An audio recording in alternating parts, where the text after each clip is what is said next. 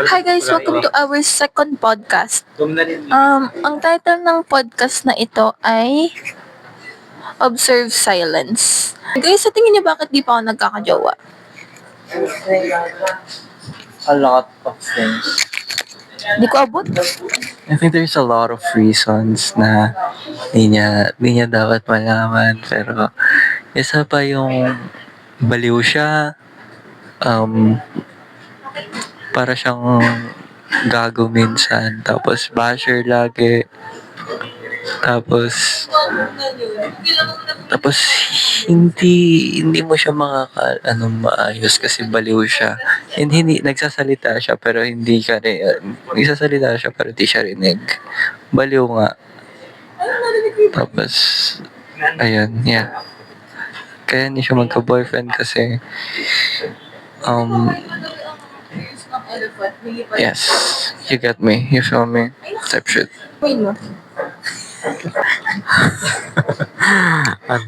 Ayan. For safety purposes lang naman. Ano sasabihin ko? Hindi kasi like, feeling ko, ito lang ha. Alam mo,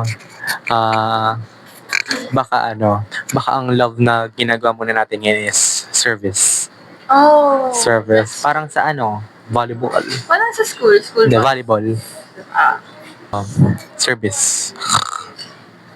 Alam mo, feeling ko hindi na naman niya tayo bibigyan ng oras para gumawa ng Below. Ay, nag-joke pa So, bibigyan ng oras para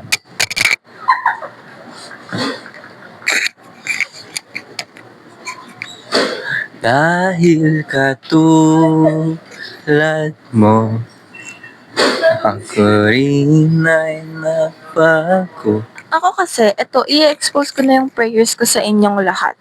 Ay. Kasi, alam niyo ba, nagpe-pray ako gabi-gabi.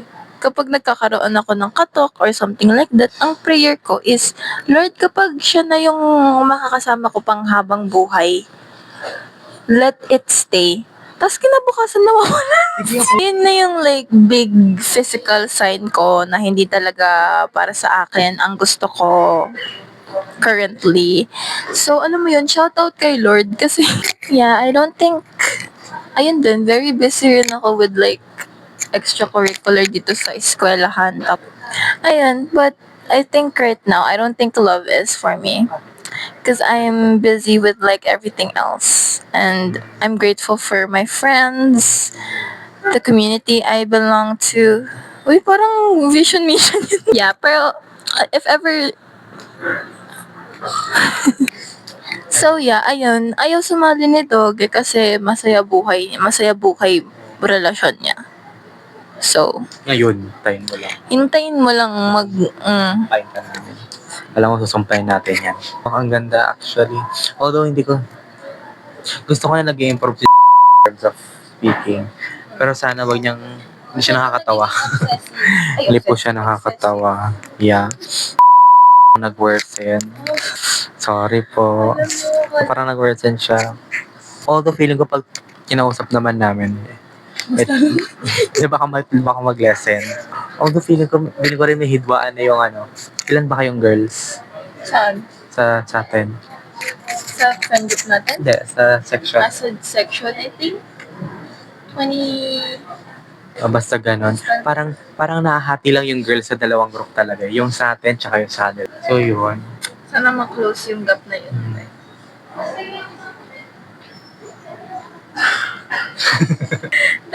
That's the end of the podcast. Nakatulog na kami.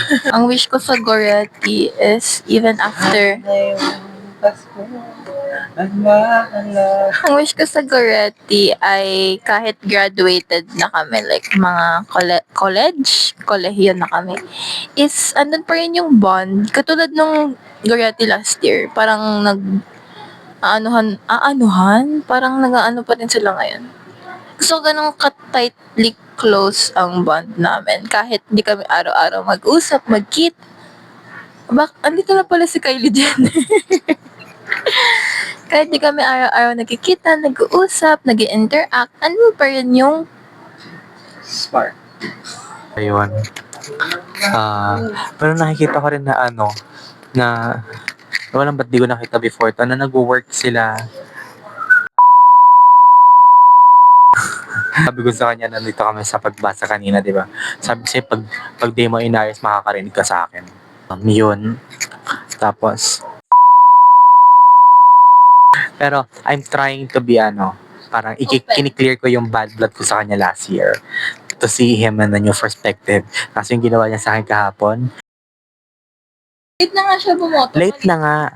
Although, yung late na yun, sige, pinapalagpas ko na kasi Sunday. Kasi parang, Sabbath or what. Pero buwisit.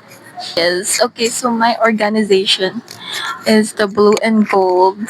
Yes, 2 years na akong nandito and hindi ko talaga in-expect na mag-organization pa ako dito. Like any clubs here sa Notre kasi ang want ko talaga here sa Notre is like maging bakit ako hindi ko makakasundo lahat ng mga kaklase ko or any students here in Notre. So, very unexpected talaga na nakapasok ako sa Blue and Gold last year. May baby fingers niya.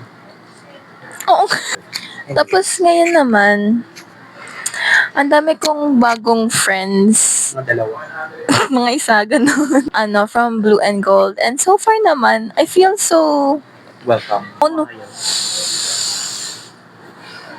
So, ayun. And this year naman, parang close-close na kami, lalo na si Ma'am Ang advisors namin. So, ayun lang. Expectations, I'm really excited for DSPC and CADSA. First and last time kong makakaranas nun, best. So, hopefully, in God's will. Ayun lang. Uy, sino ay, ganun. Yan din. Nag-live... Bakit pinag yung ano to? Thumbnail. Ano ba? Ayun, going back, KADSA, the pressure is on kasi nag-first place ang Airnot doon last year, radio broadcasting. So, sheesh. Magta-training na ako ngayon pa lang. 1, 2, 3, 1, 2, 3. 1, 2, 3, Hindi kasi diba Nenda? Ang radyo para sa masa. Ito si Herwin Magbuo. Para sa bayan. Sa bayan. Sobrang huhusay ng mga batch ko ngayon. Kumbaga sila magaling ako, cute lang. Kulang na kulang kami sa broadcasting members, kaya kahit... Alam nyo, just for context. Nung grade 10 kami, si Kian ang head ng TV. Tapos, during production, nag-fail yung tech nila. So, lahat ng laptop nila nag-fail. So, wala silang presentation. Tapos, pero tinuloy pa rin nila like boses lang. So, wala silang kahit anong editor what. Wala rin sila na... TV? Oo, TV Broad. Wala rin sila na-present yung sa yung mga field reporter. So, talagang nagsalita lang talaga.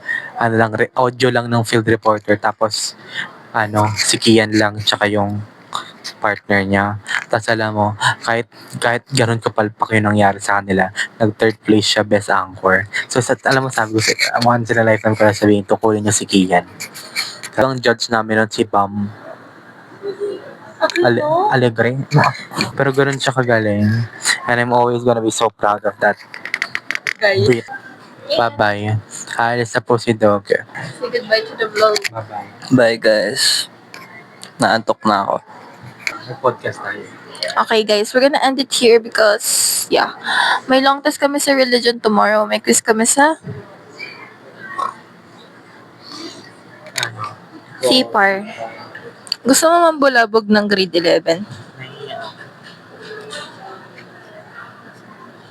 So guys, this is our third setting. Alam mo yun, ino-overanalyze ko yung mga sinasabi niya or inuugali niya, some things like that. Pero kasi parang yung personality, hindi naman personality, the way she is with her friends, like hindi lang with our circle of friends before, ganun talaga siya. She likes to talk about herself. So much so na it's always about her. I can't find the words kasi like Ang ano kasi talaga niya, ang lala kasi talaga. Tapos, may isa pang instance talaga. Ito talaga yung instance wherein nasabi ko sa sarili ko na, damn, I don't like being friends with this kind of person. Is nung